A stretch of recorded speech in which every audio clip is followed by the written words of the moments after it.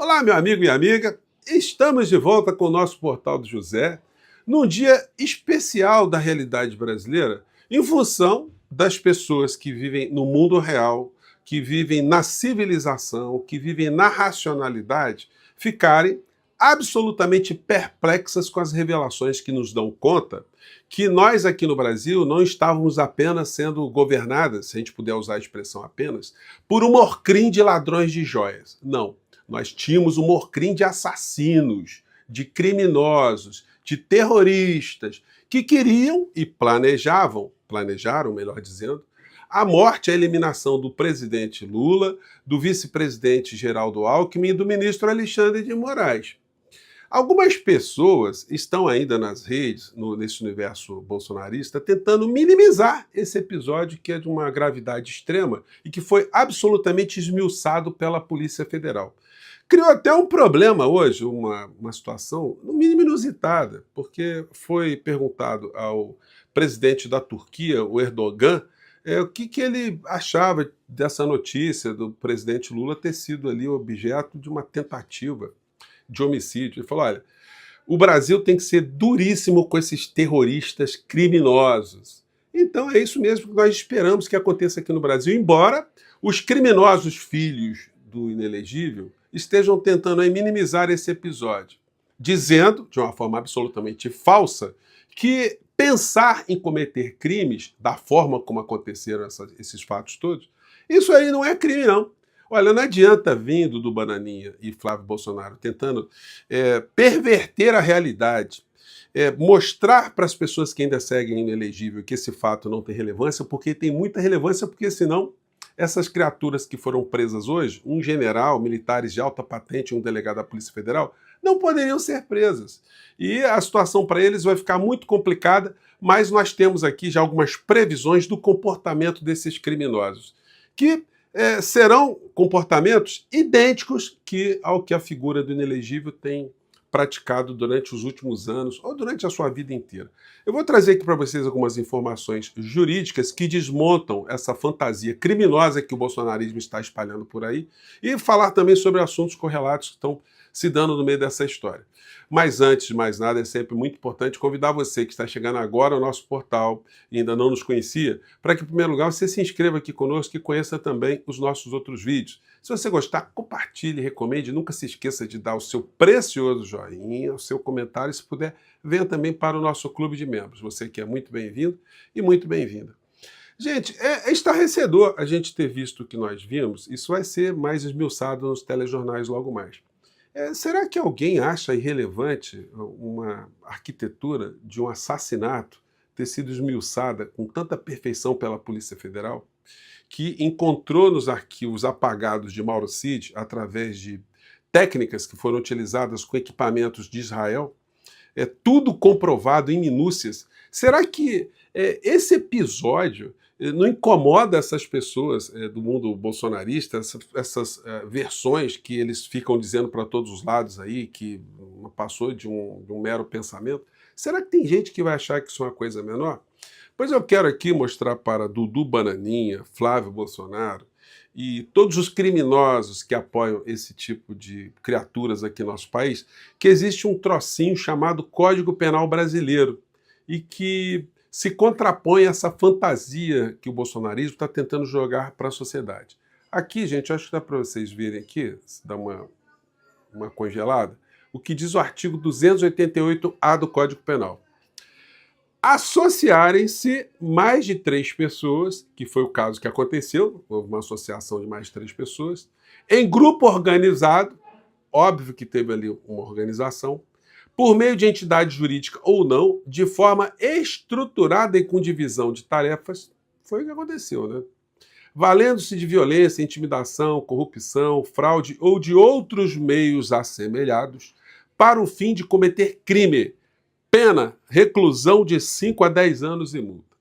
O que o Código Penal está dizendo para nós é que, de fato, se uma pessoa solitariamente ela pensa bobagem, pensa em fazer mal a alguém e não externaliza isso, não tem prova alguma de que ela pensou isso, como é que você vai responsabilizar a pessoa? De fato, isso aí não tem menor peso. Mas pessoas que pensam em fazer mal e se organizam com outras pessoas, se estruturam para dividir tarefas com a finalidade de cometer crimes, o Código Penal não exige que os crimes sejam materializados, que os crimes sejam exauridos. Não. Basta haver essa associação. Por si só, ela já está materializada, ela já está cristalizada. Não fosse assim, as criaturas não estariam presas hoje, as prisões seriam absolutamente ilegais. E no caso dessas criaturas, há uma ligação delas com outros crimes que estão em outros inquéritos também.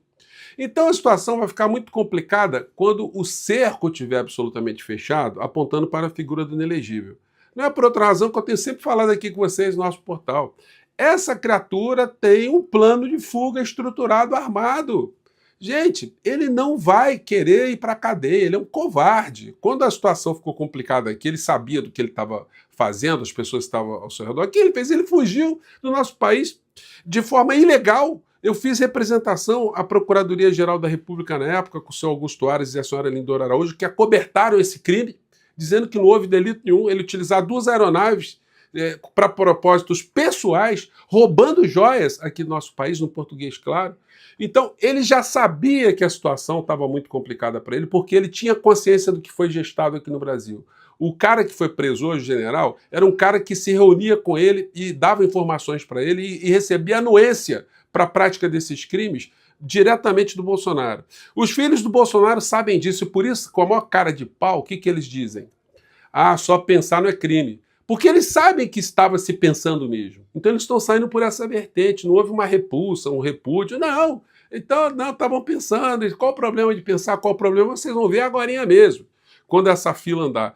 Detalhe muito importante. A Polícia Federal rastreou, documentou, monitorou. Tudo isso fez um grande quebra-cabeça, montou um grande quebra-cabeça e deixou essas figuras absolutamente sem nenhum tipo de defesa.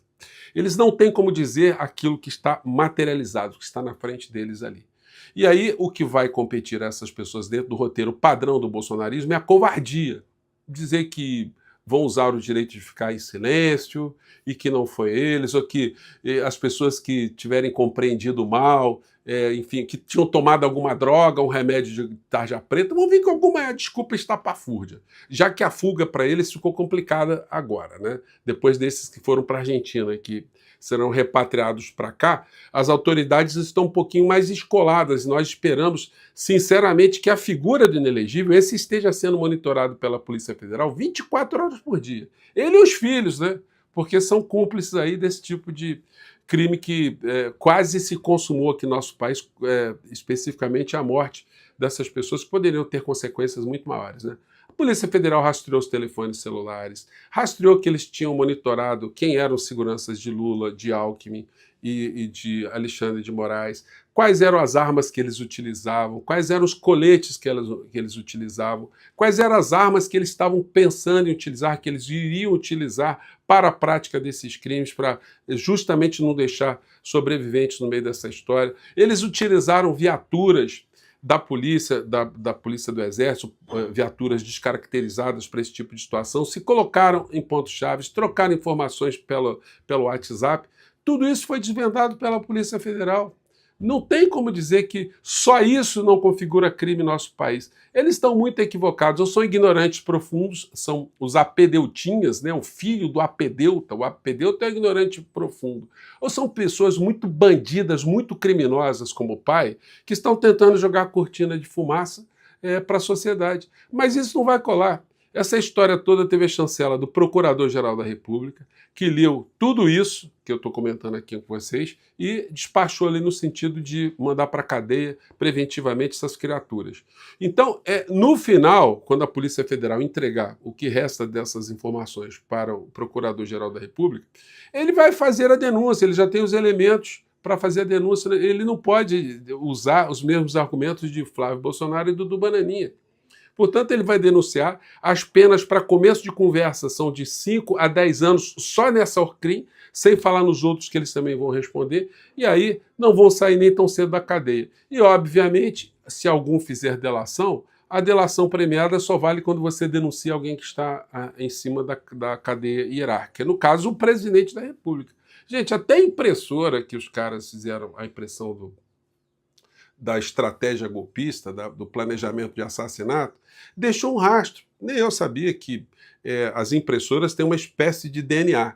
Você, através de uma folha impressa, as ranhuras, os micropontos que são colocados ali naquela impressão, eles só podem ser feitos por uma impressora específica, como se fosse uma arma, quando se faz o exame de balística para ver se aquele projétil partiu daquela arma. Toda arma deixa uma ranhura específica no projétil. E toda impressora deixa uma impressão específica nas folhas que são impressas. Muitas situações ali que a Polícia Federal fez investigações ou coletou provas absolutamente provas irrefutáveis, como por exemplo a fotografia da mão de um desses criminosos, estava segurando uma identidade e aí na fotografia tinha o polegar dele segurando o documento. A polícia pegou o polegar, ampliou, deu um zoom naquele polegar e identificou a impressão digital do criminoso canalha e burro. Moral da história, foi preso hoje. Então, gente, esse conjunto de informações mostram que o Bolsonaro tinha conhecimento, inclusive, dessa tentativa de homicídio, essa tentativa de assassinar ministro Alexandre de Moraes, Lula e Geraldo Alckmin. Ele tinha plena consciência disso. Então, não vai ter como essa criatura escapar. Agora, nós temos aqui de exigir agora do Procurador-Geral da República e da Polícia Federal que resolvam logo essa história, concluam logo esse inquérito para que a justiça finalmente seja feita aqui no nosso país. É por isso que nós estamos aqui todos os dias e nós esperamos que mais pessoas ajudem a formar cada vez mais vozes, ou juntar mais vozes, para que as autoridades se movimentem aqui no Brasil. É por isso que eu estou aqui mais uma vez, gente. Um grande abraço. E filas têm que andar. E ao que parece hoje, as senhas foram distribuídas de uma forma muito contundente, né? Bom, fico por aqui mais uma vez. Um grande abraço e até o nosso próximo encontro. Tchau!